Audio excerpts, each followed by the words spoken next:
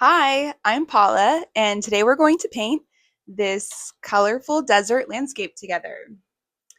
This is one of my most popular paint tracers right now, and I thought it would be a really fun one for us to walk through step by step.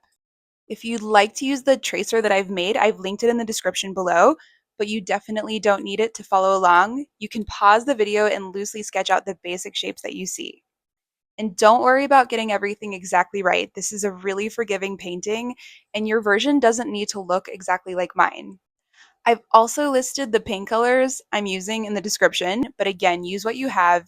If your pink is a little different than mine, or your purple is a little bit darker, or if you want to switch something up completely, go for it. There really isn't just one right way to do this.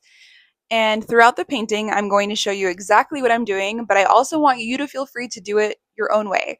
We're not going for perfection here. We're just going to build it up one layer at a time and have fun with it.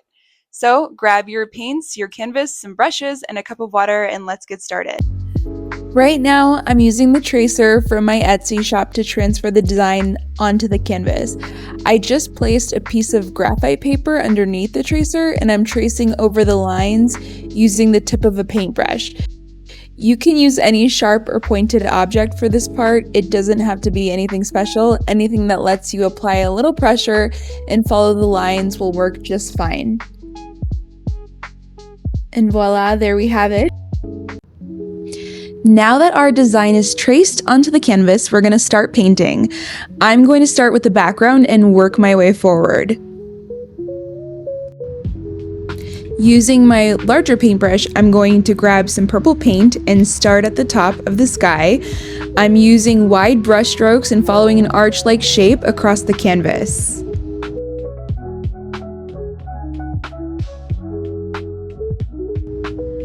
Okay, next I'm coming in with my pink paint and I'm following that same arch shape directly underneath the purple using those same wide brush strokes.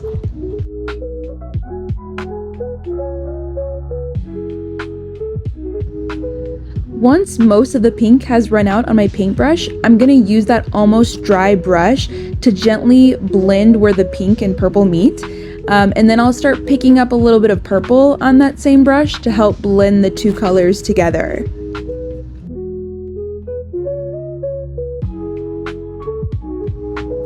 Next, I'm going to clean off my brush and come in with some orange paint.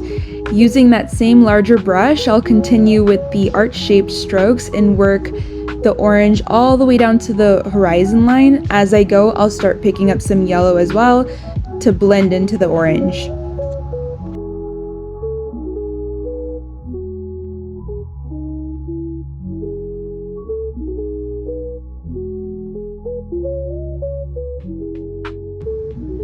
I'm also going to paint around the sun and the cacti as I work my way down. It doesn't have to be perfect, but leaving those areas mostly blank will make it easier when we come back and paint them in later.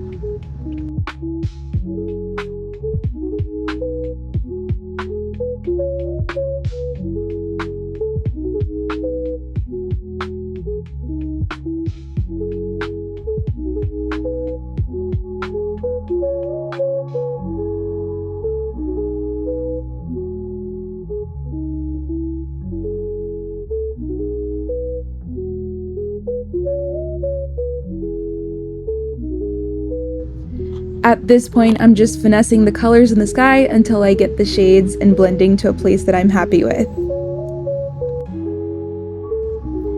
Okay, down here I'm adding a little more lightness to the sky by picking up some white paint. I didn't clean my brush beforehand, I'm just letting the white blend with the colors already on my brush. Now I'm picking up some white and yellow on my brush and using those together to fill in the sun.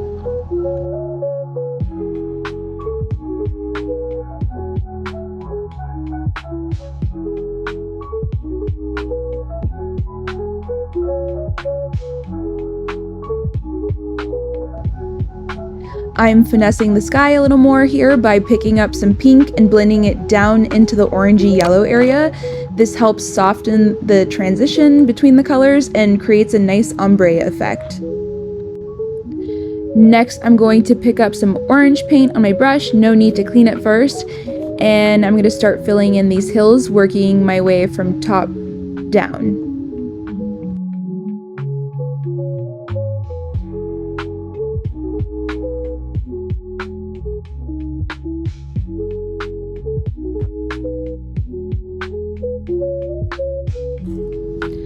Sometimes with the traced canvas, the paint can have a hard time covering the lines underneath. My trick is to come in with a nice full-bodied white paint first and cover those lines. Once that's covered, I'll go back over it with the color I actually want.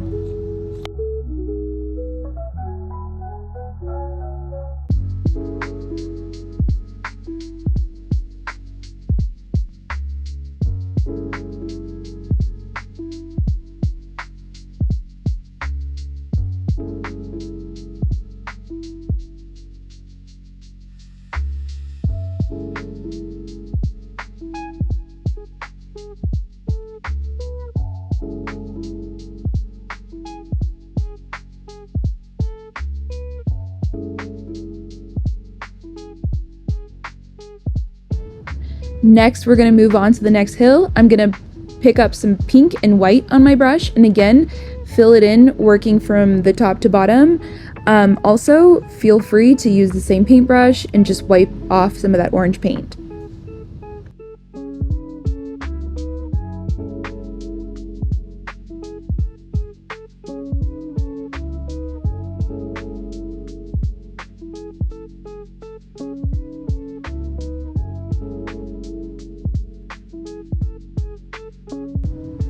Okay, now I'm moving on to the next layer of pink hills. I'm going to go in a little darker with the pink with this layer to create some contrast and help separate the hills from one another.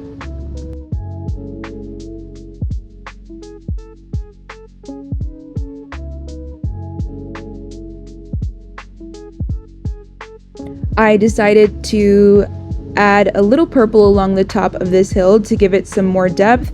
I'm lining the top with the purple, then bringing that color down and blending it into the pink.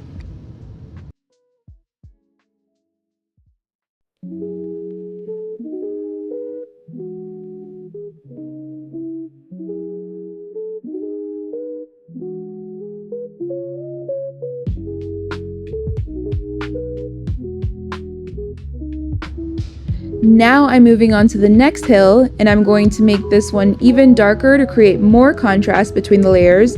When I say darker, by the way, I just mean I'm adding more purple to my pink.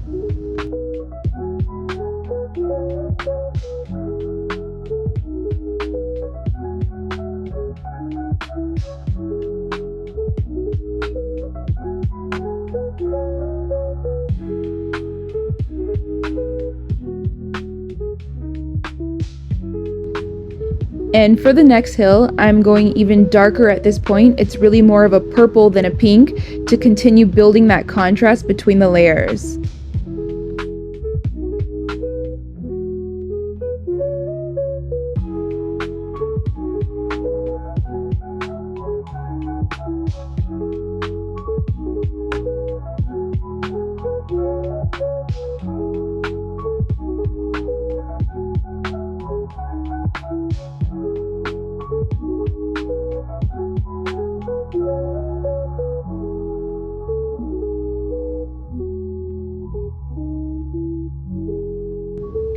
I decided to pick up a little blue paint on my brush and blend it into the purple to darken that shade even more.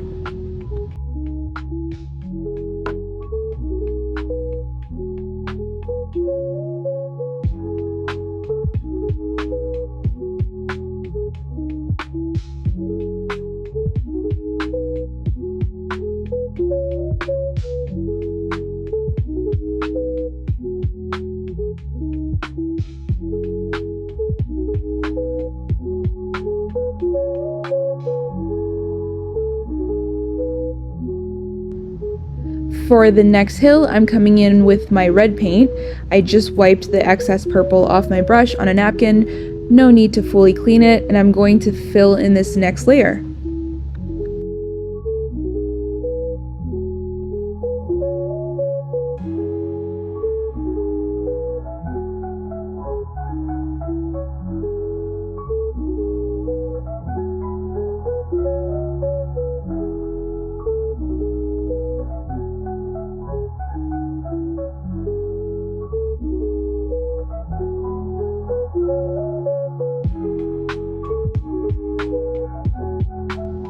Once that's filled in, I'm going to go back to the purple hill above it, add a little more paint, and just finesse the color and blending until I'm happy with how it looks. Now I'm coming back to the red hill and picking up a little yellow paint and then blending that into the red to add some warmth and variation to the color.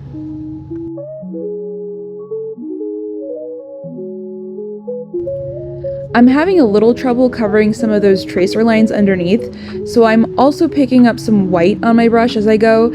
That helps me give it a little bit more coverage and hide those lines. I'm going to do the same thing with this orange hill up top. I'll finesse the colors a little bit more and also add some white along the top to help cover those tracer lines, and then come back over the white with the orange again.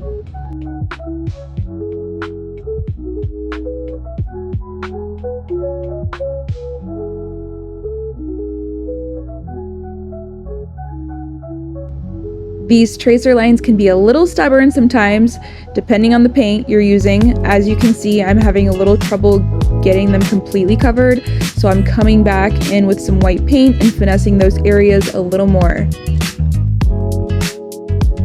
I'm doing the same thing here with the sun. Sometimes I'll let that white paint dry for a bit so I can get even better coverage with the next layer. I'll let this sit for now and come back to it in a little bit.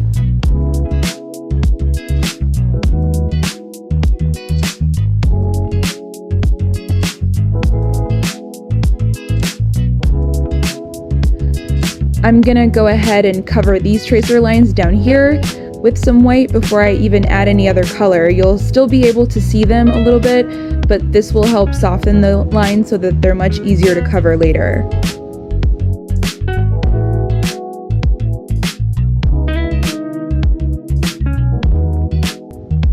Now I'm going to go back over those areas I left white on the hills. Over here I'm covering this with some orange. Since we have that white base underneath, the orange should cover the tracer lines much better now.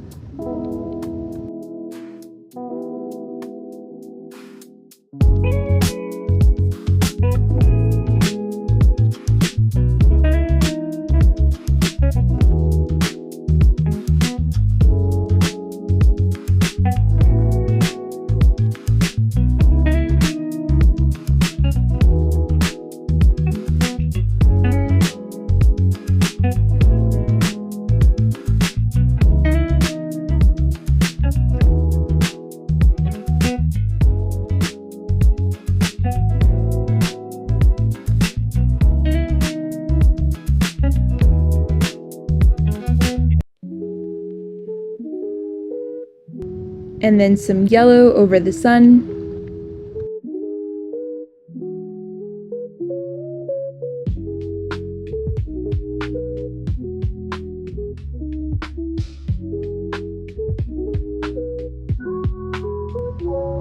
And some more red over here.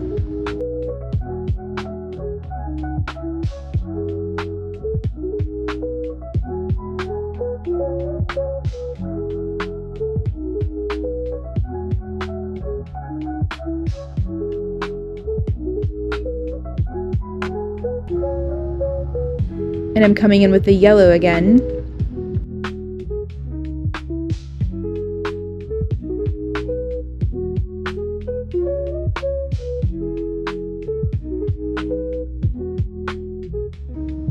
After cleaning the red off my brush, I'm going to come in with some orange and yellow for the next hill, and I'll continue filling it in.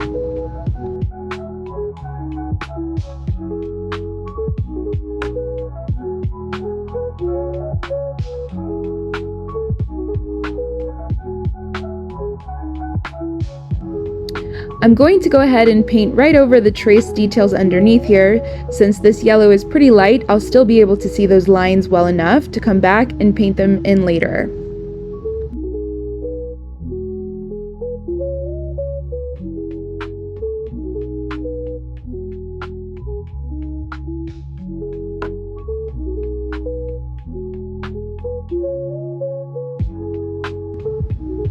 For this next layer, I'm going for more of a reddish pink color.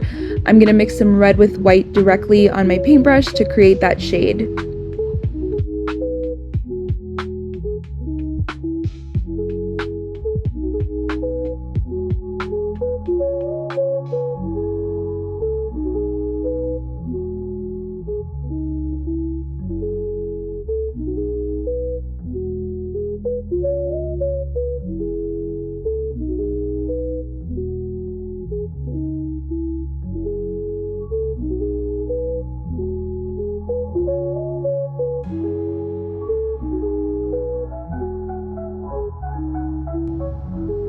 For this next layer down here, we're going to go for more of a purplish blue shade. I'm just going to mix some purple and blue on my brush to create that color. And then I decided to add some pink to lighten it.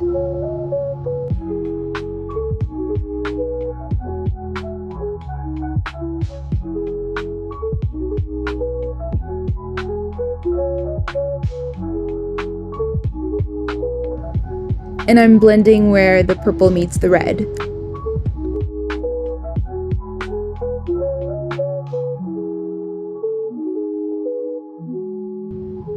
Now I'm going to go back in with the color for each hill to reinforce those hilltops and make the layers more defined. We want the sky to have that soft ombre effect, but we want a clearer distinction between each of the hills.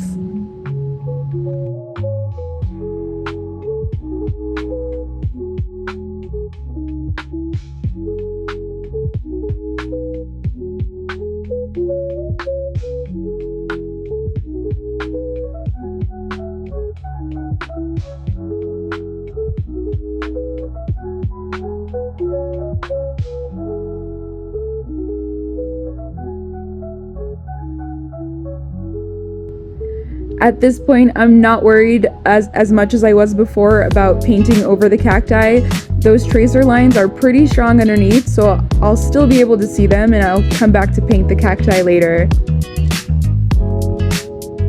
Also, I accidentally changed the color of this pink hill. However, I like it, so I'm just gonna go with it.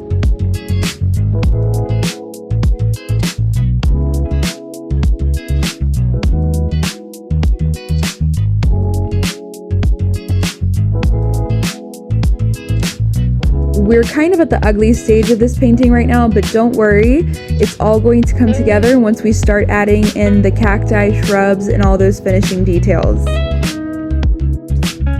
And here we go, we're starting with our green. At this point, I recommend switching over to your thinnest paintbrush.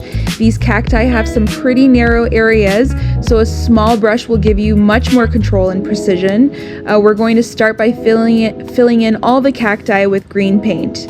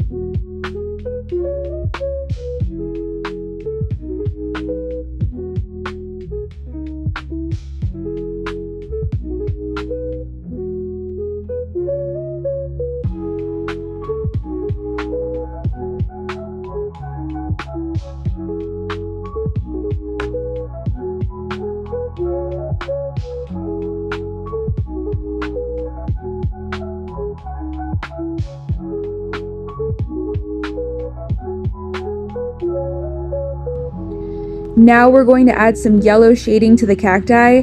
I'm adding the yellow along any side that's facing toward the sun, which will create that highlighted effect and give the cacti a little more dimension.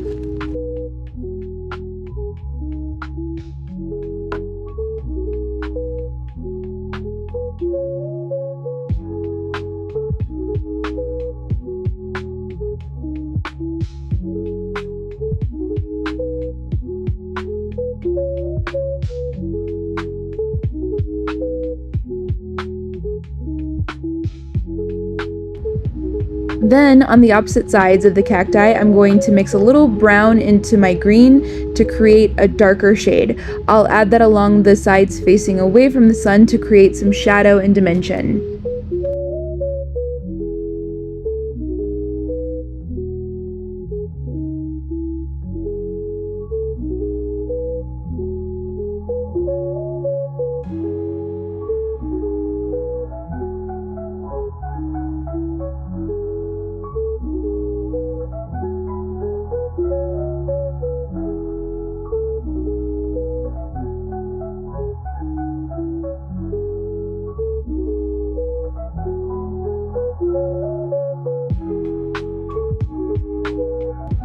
Now I'm going to start painting the shrubs along the ground.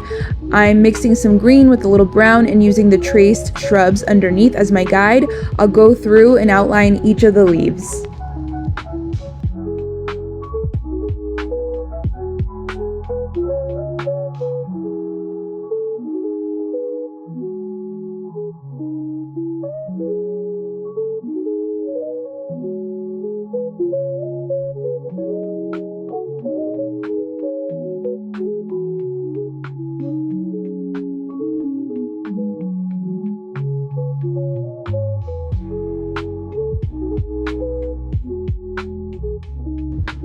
Before I finish the shrubs, I'm going to very carefully add some thin black lines running up and down the cacti. This step is totally optional, so if you're not comfortable with it, feel free to skip it. And don't worry if your lines are a little irregular, that actually makes them look more natural. And if you add a little too much black somewhere, you can always come back in with some green and clean it up.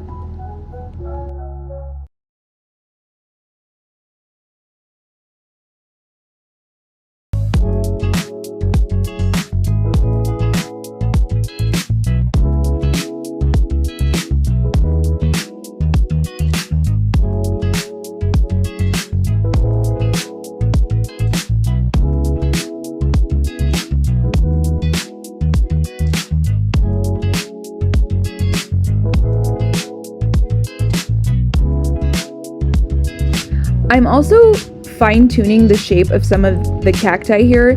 Anywhere I want to remove or reshape part of the cactus, I'm using a little bit of white paint to essentially erase that area. Once the white dries, I'll go back over it with red so it blends right back into the hill. Now I'm filling in the leaves of the shrubs. I'll start with some green, then add a little yellow for some variation and highlights, and come back in with green as needed. I'm just going to keep finessing the colors until I'm happy with how they look, and I'm also using my thin brush, by the way. And here's the final painting. I hope you guys had a fun time painting along with me and that you love how yours turned out. Thank you so much for painting with me, and I'll see you on the next one.